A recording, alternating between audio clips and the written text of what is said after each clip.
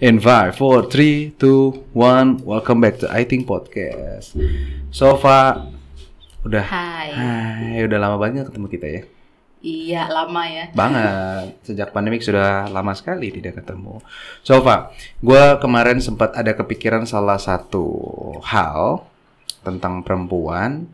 Terus habis itu makanya gue langsung kontak lu. Kenapa? Kenapa? Iya. Karena gini. Kan perempuan banyak. Bener juga sih. Pertama kali yang gue pikirkan adalah gue nggak bilang bahwa yang di luar sana tidak bisa on point atau tidak bisa to the point. Tapi gue berharap bahwa dengan hal yang bisa gue tanya, gue mendapatkan sesuatu pandangan baru tentang sebenarnya perempuan tuh seperti apa dari lo. Karena kan selama ini kalau gue kenal sama lo kan, lo ngomong apa adanya. Kalau misalkan emang salah ya salah, benar ya benar. Ya kenyataan di lapangan seperti apa dan bisa melihat dari segala sisi. Karena kalau misalkan pertanyaan lu itu juga, menurut gue pribadi ya, ini mungkin kita koreksi dulu sebelum kita masuk temanya. Seorang laki-laki atau perempuan itu harus bisa menyeimbangkan antara berpikir dengan logika dan diimbangi dengan perasaan.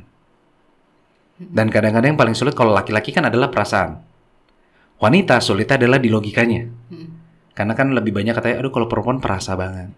Nah sehingga gue mikir kayak siapa ya gitu yang seorang perempuan yang menurut gue dari sekeliling teman gue yang memiliki minimal keseimbangan antara berpikir menggunakan logika dan perasaan sebagai perempuannya seperti apa. Nah kenapa menurut gue yang gue akan tanya sama lu ini agak sedikit, mungkin gue bilang agak sedikit sensitif kali ya. Karena kemarin gue punya keresahan seperti ini. Cukup banyak lah kali ya apalagi di era orang tua kita. Di era kita juga mungkin masih banyak bahwa perempuan ngapain sih sekolah tinggi? Toh juga ujung-ujungnya juga nanti nikah. Toh juga ujung-ujungnya nanti sebagai ibu rumah tangga. Sedangkan kalau mungkin bagi teman-teman yang nonton video ini atau dengar podcast ini bisa dengar podcast sebelumnya gue sama Sofa adalah background Sofa dia kuliah S2 di Belanda. Nah itu membuat gue juga tertarik bahwa lu kuliah S2 sampai di Belanda dan akhirnya sekarang sudah menikah. Lalu kalau gue tanya, buat apa akhirnya lu kuliah sampai S2 tinggi ke Belanda? Kalau lu banyak istiqomah tadi ya? Iya. Kalau akhirnya ya di rumah juga. Iya. Yang penting yang harus digarisbawahi satu ya, apapun yang kita lakukan di dunia ini nggak ada yang sia-sia. Even kayak kita ngobrol sama orang asing aja, kita bisa ngambil pelajaran kan dari lawan bicara kita. Apalagi kita sekolah. Dari situ aja udah kelihatan kan benefitnya sekolah apa gitu. Jadi ya nggak perlu ada yang disesali. Maksudnya dulu bisa sekolah tinggi, apalagi gratis ya disyukuri. Tapi maksudnya sekarang juga masih bisa bekerja yang inline dengan pendidikan aku gitu zaman dulu. Terus ya faktanya aku menikah sekarang ya nggak ada yang berubah. Maksudnya masalahnya apa gitu, nggak ada masalah sih sebenarnya. Tapi kalau di luar sana banyak stigma kayak oh iya udah kuliah tapi ternyata setelah menikah jadi ibu rumah tangga ya memang setelah menikah tugasnya ya memang jadi ibu rumah tangga gitu. Tapi banyak manfaat, banyak hal yang bisa diambil gitu dari kita sekolah gitu, banyak yang kita bisa implementasikan.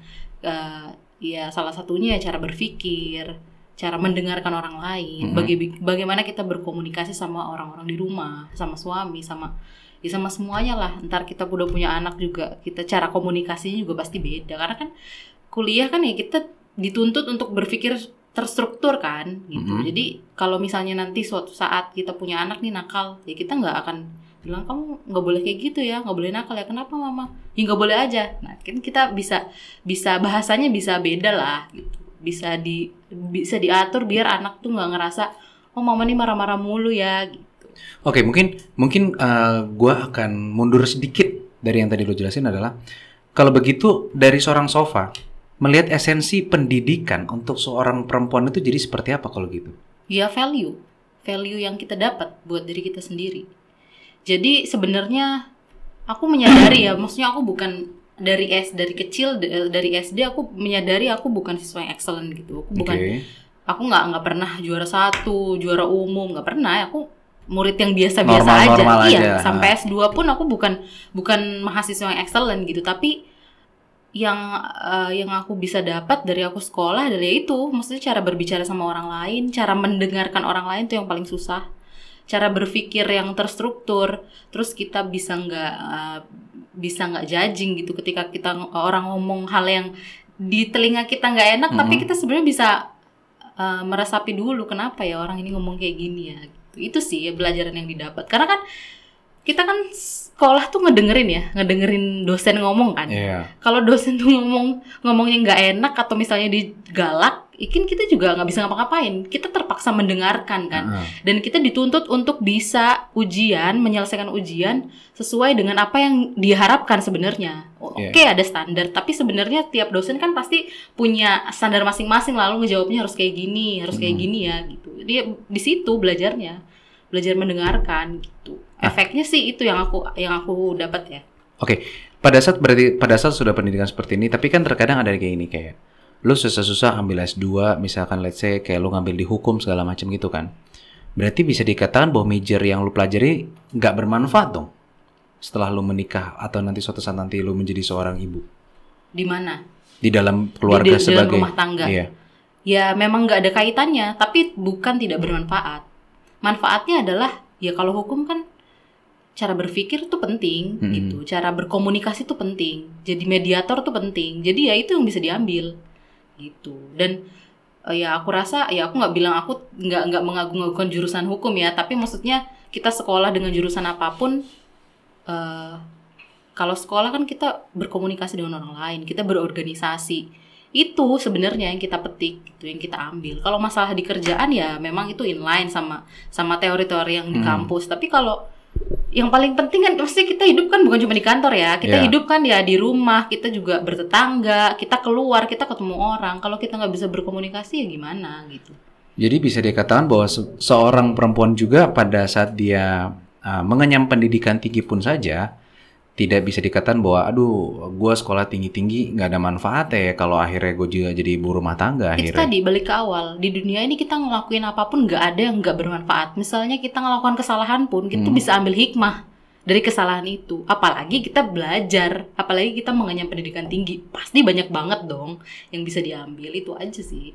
Jadi maksudnya buat orang yang sekolah tinggi terus akhirnya tiba-tiba di rumah nih, terpaksa di rumah harus mengurus anak, ya nggak usah nyesel gitu. Jadi bukan menjadi suatu beban berarti ya kan, kadang-kadang akhirnya kan menjadi suatu stigma masyarakat. Wah dia sekolah tinggi tapi akhirnya di rumah juga ngapain lu akhirnya itu kan sekolah tinggi. Perspektif orang, maksudnya orang bebas lah menilai apa aja, tapi selama kita bisa ngambil manfaat dari apa yang udah kita dapat, apalagi kita ya sekolah di luar kan, maksudnya ya aku nggak bilang sekolah di luar deh, maksudnya sekolah dimanapun kan pakai usaha yang nggak gampang lah gitu. Oke, berarti kalau gitu gue setuju dengan lu bahwa semata-mata berarti kuliah itu tidak hanya kita belajar secara majornya saja berarti ya. Iya dong. Secara pola kehidupannya, komunikasi itu yang salah satu penting juga. Justru sebenarnya mungkin ya itu tadi ya, aku kan bukan anak yang excellent gitu. Maksudnya aku bisa lulus di setiap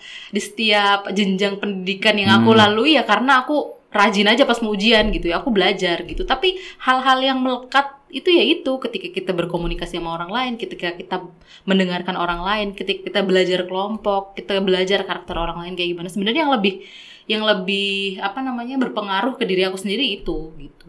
Dan itu ya karena kalau ya jujur aja ya, kalau maksudnya kita sekolah tinggi nilai bagus, terus kita terjun di dunia kerja. Sebenarnya yang kita kerjain dari basic lagi dan kita harus belajar lagi kan, harus baca lagi. It's simple, kita tinggal buka buku, baca, diskusi sama orang lain, tanya. Itu bisa gitu dilakukan sama siapa aja. Anak yang nggak pintar juga bisa gitu. Tapi untuk mendapat value sebagai manusia yang bisa menghargai orang lain, bisa mendengarkan, bisa berkomunikasi dengan baik, itu kan nggak gampang. Gitu. Itu benar-benar mungkin itu yang amat sangat gua garis bawahi di sini, karena itu salah satu hal juga yang mendorong gua kenapa gua kuliah pun sampai ngambil jenjang S2 juga gitu kan, karena gua melihat bahwa kita kuliah tinggi pun tidak bisa disamaratakan bahwa kita S2 pasti akan lebih pintar daripada yang S1 atau apapun iya itu. dong, Karena iya. tergantung balik lagi ke orang itu mengambil apa dari perjalanan dia kuliahnya. Iya. Karena sama gue pun juga bukan seorang mahasiswa yang berprestasi urutan pertama lulusnya, no, nggak kayak gitu. Tapi yang gue lihat bahwa orang pada saat kuliah tinggi itu bukan masalah knowledge-nya ya. Kalau gue pribadi, karena yang kayak tadi gue setuju yang gue bilang bahwa pada saat kalau kita knowledge lupa kita bisa buka buku. Iya. Tapi pada saat kita tidak berkembang pola pikir kita dan komunikasi, itu yang nggak akan bisa dirubah lagi. Iya dong. Susah karena di buku nggak ada. Apalagi majornya kita ambil ekonomi, ambil hukum, terus habis itu nggak mungkin kita ngulang lagi itu. Nah sekarang gini aja, maksudnya apa gunanya kita pintar, kita sekolah tinggi, tapi hati kita tertutup. Oh, Gitu. Kalau hati tertutup, gimana otak bisa terbuka? Itu kan inline kan, atas sama bawah. Gitu loh. adanya berarti kesetaraan antara otak dengan perasaan dan tutur kata semuanya berarti ya. Iya dong, semuanya harus balance, nggak bisa. Sebenarnya tadi aku mau disclaimer ya, mungkin aku bisa dibilang aku ini perempuan yang sebenarnya jiwanya laki-laki, tapi itu terjadi karena memang aku sengaja dari pertemanan zaman SMP SMA tuh aku nggak terlalu banyak berkumpul sama perempuan, karena aku ngelihatnya udah nggak tahu ya di saat itu aku ngelihatnya gini, nanti aku mau nikah nih, nanti aku pasti nikah dan aku mau menikah.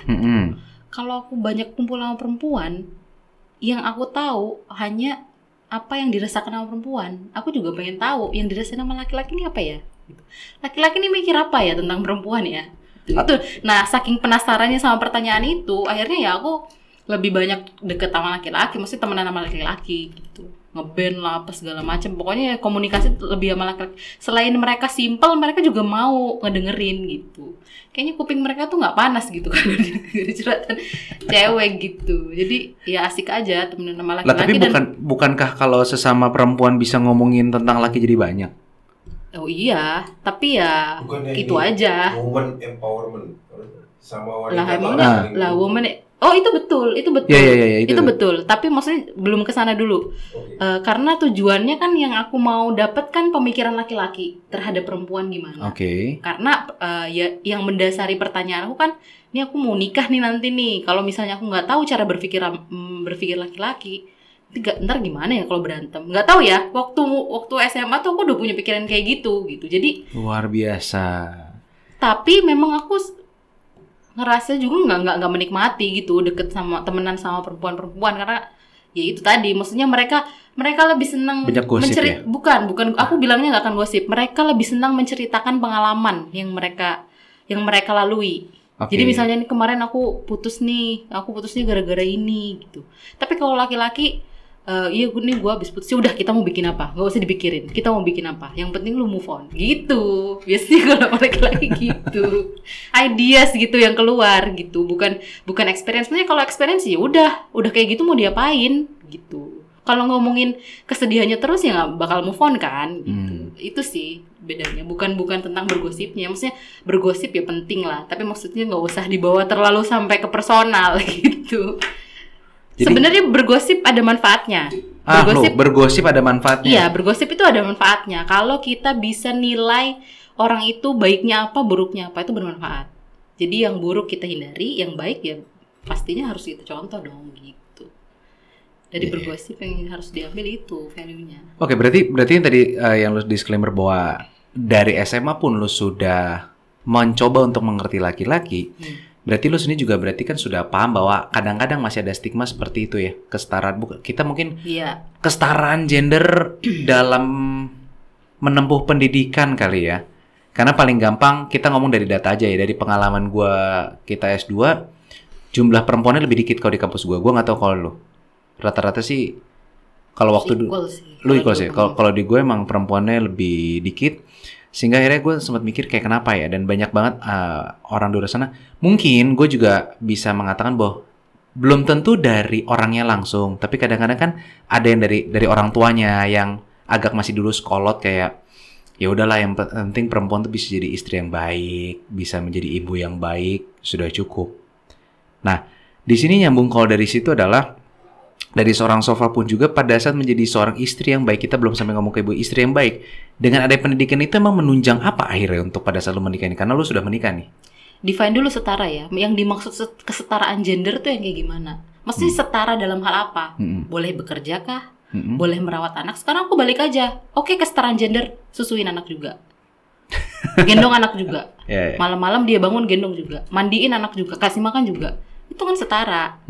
Jadi maksud seharusnya jangan dibilang setara sih, tapi ya proporsional. Nah, kalau ngomongnya proporsional, akhirnya bukan setara lagi kan.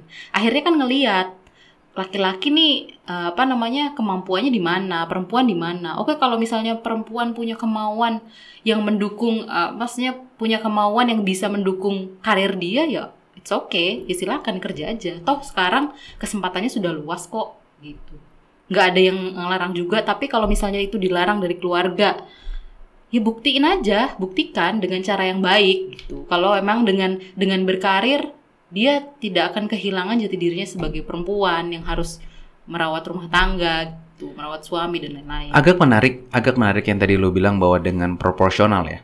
Nah, karena banyak orang sendiri kan selalu ngomong bahwa setara gitu kan, karena dengan adanya emansipasi perempuan harus setara dengan laki-laki segala macam. Nah, di sini lu mengutip dengan kata proporsional. Iya. Nah, di situ gue juga agak setuju bahwa bukan karena kata-kata setara ini ya berarti kan seimbang. Yang kalau kata lu bahwa pada saat seimbang ini semua halnya berarti totally apa yang dilakukan laki-laki perempuan harus bisa, apa yang dilakukan perempuan harus laki-laki bisa, dan itu pasti kan ada hal yang berbeda. Dari seorang lu adalah proporsional itu yang baik dan proporsional seperti apa yang sebenarnya yang bisa diadopt oleh perempuan sekarang ini sebenarnya untuk dimengerti, dan laki-laki pun juga bisa mengerti itu proporsional itu. Sebenarnya kalau itu kuncinya cuma komunikasi, tapi aku mau balik lagi ke setara ya, kesetaraan gender. Tadi aku bilang define dulu setara itu kayak gimana, seimbang tuh yang kayak gimana sih? Karena kalau kita nggak define itu, ya akhirnya jadi nggak ketemu gitu. Sehingga akhirnya memperdebatkan hal-hal yang sebenarnya mungkin di kepalanya laki-laki dan kepalanya perempuan itu jadi beda sebenarnya. Iya, kan gini, kalau setaranya dalam karir aku bilang.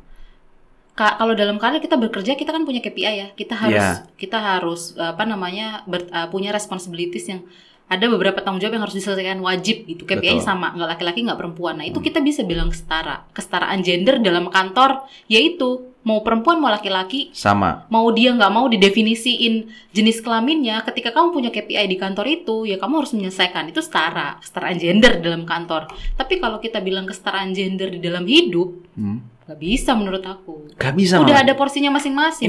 Ini menarik nih, karena kan yang ngomong dari seorang Sofa yang perempuan juga, di mana kan kadang-kadang kan banyak perempuan juga kayak kita harus setara. Malah menurut lo adalah setara ini harus didefinisikan dengan jelas dulu sebelum lo mengatakan bahwa kita harus setara di situ. Makanya kan aku tadi tanya, define dulu kesetaraan gender tuh dalam hal yang bagaimana. Kalau tadi kan definisi dari aku kan kesetaraan gender di kantor. Kalau di rumah tuh yang kayak gimana yang setara gender? Karena aku juga nggak ngerti gitu. Karena yang aku pahami kalau di rumah ya kita udah punya porsinya masing-masing gitu. Mungkin kalau aku sama suami aku ya kita tidak set aside. Kita tidak memandang sebelah mata kalau Hadid melakukan sesuatu yang aku lakukan dan aku melakukan sesuatu yang Hadid lakukan. Misalnya kayak kita beli lemari di IKEA gitu ya. Hadid membiarkan aku membantu merakit lemari itu gitu. Padahal itu sebenarnya kerjaan cowok kan. Itu kerjaan berat, harus ngebor, harus maku. Tapi aku mau ya nggak apa-apa. Hadid mempersilahkan aku kerjakan itu. Hadid mempersilahkan aku membantu gitu. Padahal Hadid juga tahu aku nggak bisa banget lah. Nah, itu bisa dibilang setara. Aku ngelihat lantai di kamar kotor. Hadid sapu dong. Hadid mau gitu ya. Itu aku bisa bilang setara karena hal-hal yang kita kerjakan, hal-hal yang aku kerjakan juga dikerjakan sama Hadid. Hadid juga mengerjakan apa yang aku kerjakan. Itu bisa dibilang setara. Tapi yang dimaksud proporsional adalah tanggung jawab. Sebagai perempuan, apalagi kalau udah menikah, tanggung jawabnya apa?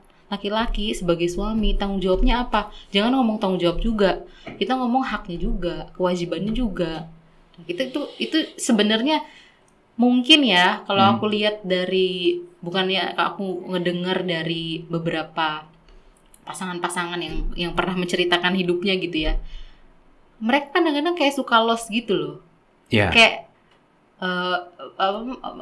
berdebat tentang sesuatu yang lah kok kalian berdebat masalah ini gitu. Maksudnya harusnya kan ketika sudah menikah itu expected lah. Masalah itu tuh bisa dihadapi karena kan kalian berkomunikasi gitu. Ternyata ya mereka simply nggak mendefinisikan itu gitu di awal. Ini kita tuh mau nikah nih, tujuan kita mau nikah tuh mau ngapain, kita arahnya kayak gimana, kamu udah tahu belum tanggung jawab suami itu seperti apa, hak suami apa, hak istri apa, dan base-nya apa. Ya kalau aku pribadi kan base-nya agama, ya Islam gitu ya. Ya base-nya Islam ya apa ya, kita ya rujukannya ya hak dan kewajiban istri dalam Islam, hak dan kewajiban suami dalam Islam. Kayak sesimpel aku pernah ada percakapan sama Hadid kayak gini, kenapa ya kok banyak banget ustadz yang bilang kayak ya perempuan tuh memang harus di rumah gitu, harus jagain anak gitu, memang itu tanggung jawabnya berumah tangga, merawat anak, mendidik anak gitu.